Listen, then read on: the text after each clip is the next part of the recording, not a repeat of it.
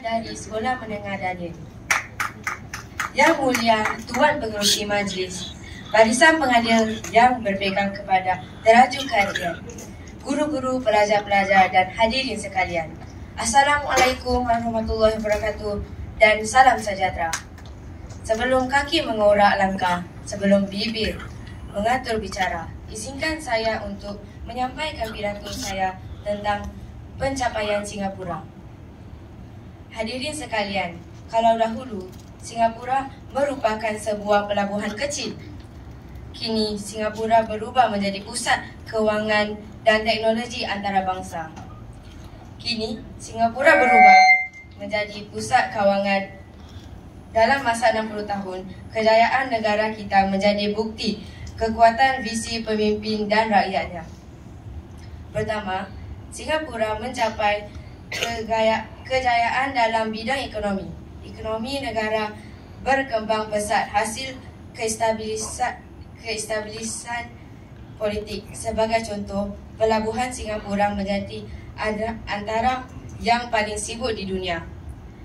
Manakala lampangan terbang Changi sering dinobatkan sebagai lampangan terbaik dalam dunia.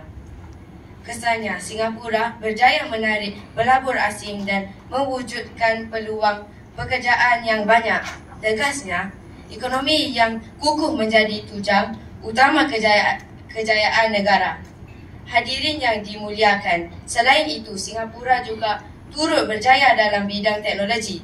Hal ini kerana kerajaan melaksanakan inisiatif Smart Nation untuk menjadikan teknologi sebagai sebahagian daripada kehidupan rakyat. Misalnya, perkhidmatan tanpa tunai dan kecerdasan buatan digunakan secara meluas. Natijahnya, rakyat hidup dengan lebih mudah, cekap dan selesa. Oleh itu, kejayaan teknologi telah mengangkat Singapura setaraf dengan negara maju lain bak kata berkata duduk sama rendah, berdiri sama tinggi. Kesimpulannya, Singapura telah berjaya membuktikan bahawa negara kecil mampu menjadi kuasa ekonomi dan teknologi dunia. Kita sebagai generasi pewaris harus mengekalkan pencapaian ini dengan terus berinovasi dan bersatu padu.